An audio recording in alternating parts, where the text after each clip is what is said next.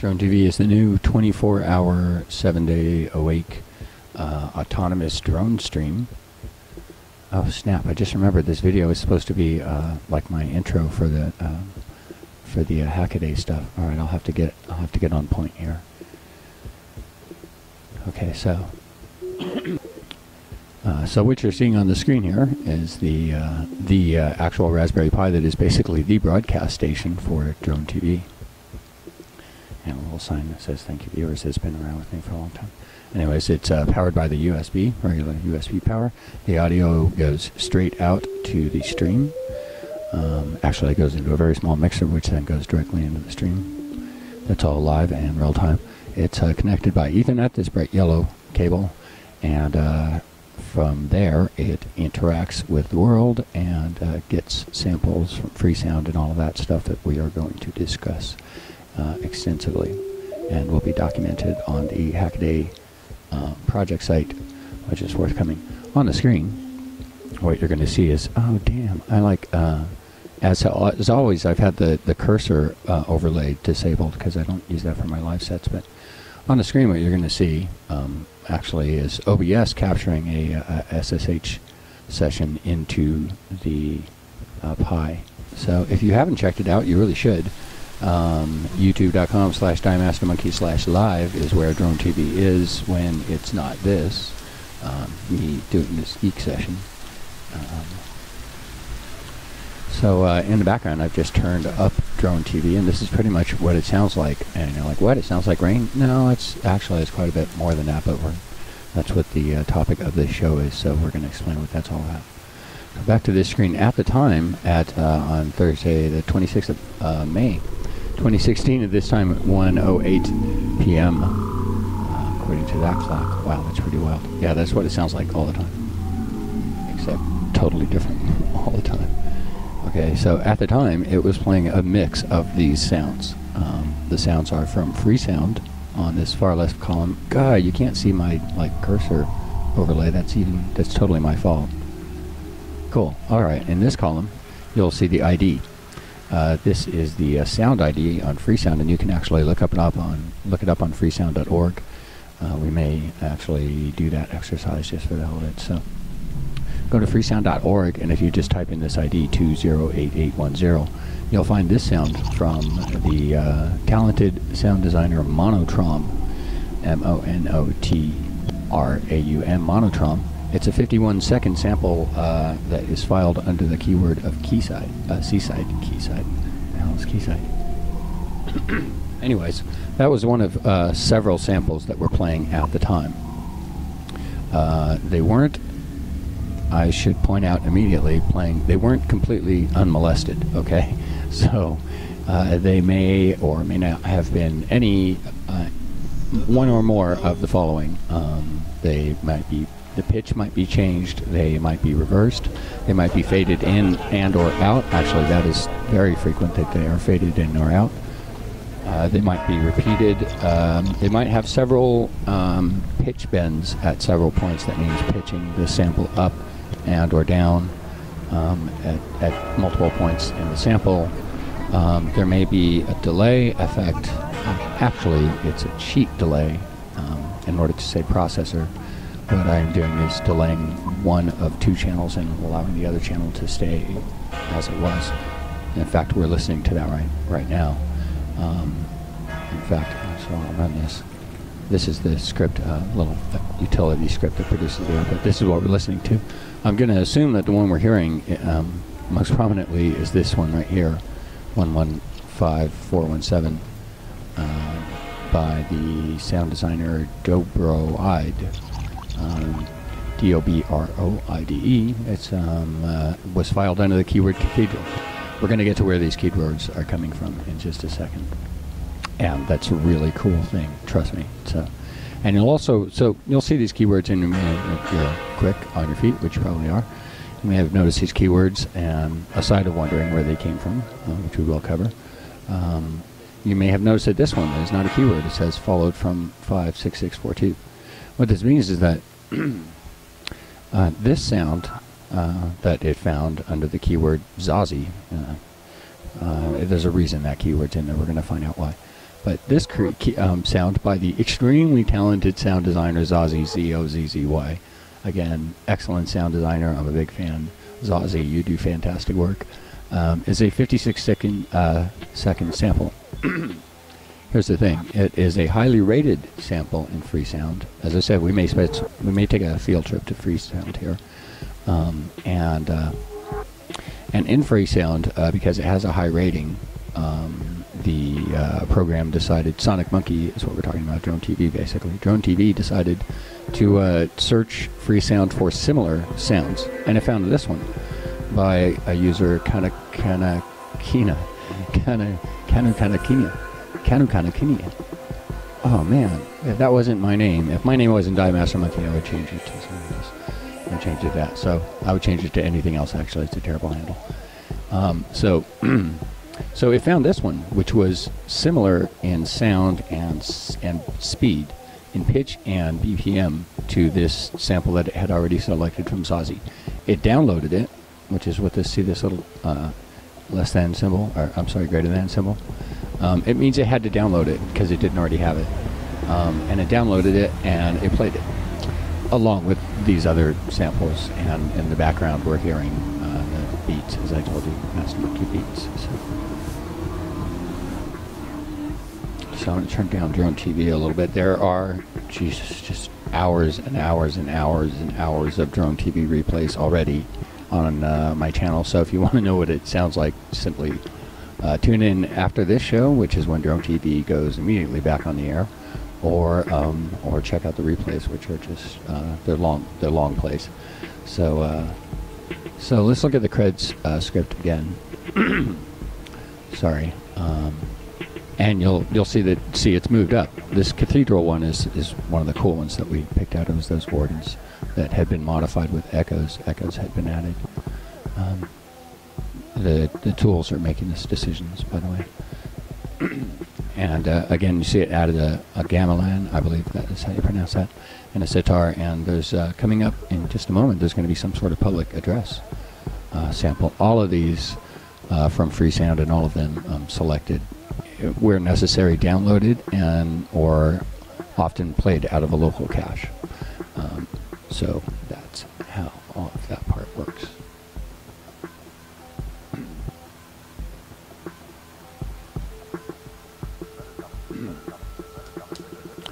Okay, so that's the basic operation of, well, that's the standalone operation of eMusic. Okay, let's see. So this is the display that users usually see when DroneTV is running.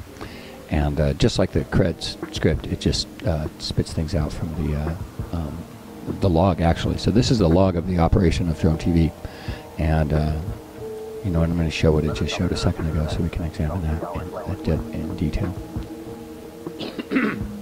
So beside of those summary displays, it also shows this detailed display of a single sample that it downloaded. In this case, it downloaded it. Again, here's the greater than symbol. And the details here. You'll note that there's a BPM, which is really crucial. We're going to see how that comes into play. And of course, I have included links to the obligatory licenses and a complete link to the sound itself. In fact, this would be a really good time. That's not how you highlight something in a console, monkey. So field trip to Freesound. We're going to follow that link. Okay, so here we are, and now you can't see the display thing, but, well, forgive me for that for a little while. Oh, no, I can't see that. By the way, there's like a whole other half of this where these sounds come from that we haven't dug into yet, but we are going to momentarily. All right, so here is the sound that was mentioned in that display, right? You'll note that it has a rating here, right? So this is where the rating comes from. The rating comes from the community, and I think that's freaking cool. So this is powered by the Freesound community. The sounds are from Freesound. The tagging is all from Freesound. The sound analysis, this is all courtesy of Freesound knows what the BPM is, approximately the so-called nominal BPM. In many cases, it's 0 if there's like doesn't even have an effective BPM, or whatever else, and what the nominal frequency is of it, not analyzing it musically, but just from the sonically, from the perspective of sound. Okay, so that's how that works. You'll see up there where it says sitar in there. That's because it did a search for the keyword sitar, and ordering them also by popularity, it selected one of these sounds of sitar, unless it had been directed toward that sound by one of these other sounds. As I said before, there's a possibility, actually literally just a split 50% possibility, which I found is a good tuning. 50% possibility that it will follow a previously highly rated sound. So now on to how to control your drone TV, how to control drone TV, my drone TV actually. Control drone TV from the YouTube chat. You just do drone, and as you can see on the screen there already, drone and whatever, some word. Like I'm going to do drone mariachi, which is a good test because mariachi is not in the built-in keywords that it searches for. That's right, I promised to show you guys that. Well, so there are some built-in keywords, but this is where it's supposed to come from, is from the audience and from the outside world. I say that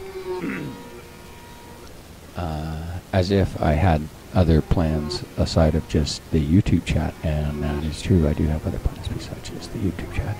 I thought about condensing like social network activity down into keywords, but what I've discovered from simulating that is that it would be really boring to listen to, really, frankly, and mostly it would sound the same over and over and over because people tend to talk about the same stuff over and over. So I'm still working on that angle.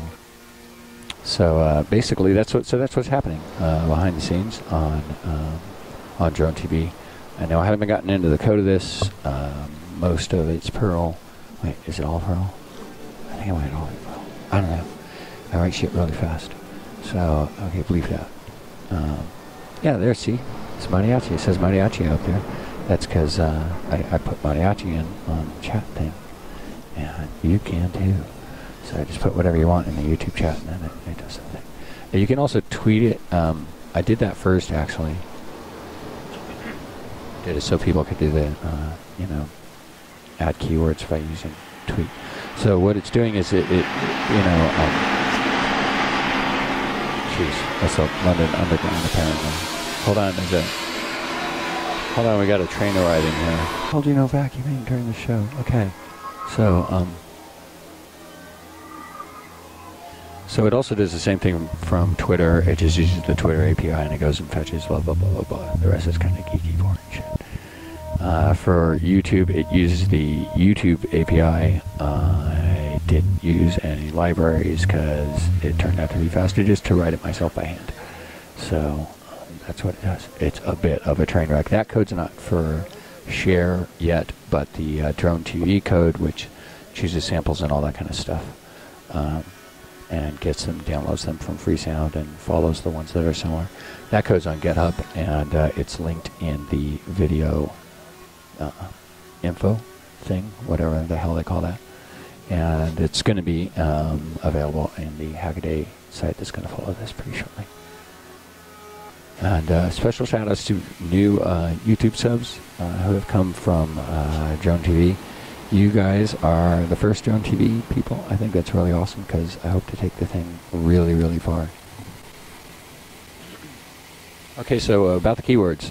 If you go to the GitHub address and in the Kickstarter, that's later, in the Hackaday site, I will have a dissection of one of the keywords files. So there's only like 3 built-in keywords. They're just keywords that I think are cool. The rest are in a file called keywords.txt. You can edit it to your heart's content. Has a bunch of things that I discovered over time sound good together, like seaside and things like that. And the reason it doesn't just simply sound like, a relaxing forest with a campfire, or a storm, which would put babies to sleep and all that kind of stuff, which is good. That stuff is good, but while it's entirely capable of doing that, and I will probably be splitting off channels to provide those streams with DroneTV separately, this is actually the kind of sound that I like to use as backdrop for my live sets, and as a sort of undercurrent for my samples. So I have this, again, if you're interested in this, you should check out my live sets or my beat sets, beat videos on YouTube there, youtube.com/DieMasterMonkey. And in the process of adding more platforms in both directions, support for more platforms, that means hoping to draw sounds from SoundCloud, and also hoping to take orders from, take requests is what I'm calling them, take these keyword requests from other venues as well. So stay tuned for more on that. As I said, we're not going to dig into the code. This was all about the intro video on that I intend to include in Hackaday. One final note. All right, the visuals. People might wonder what the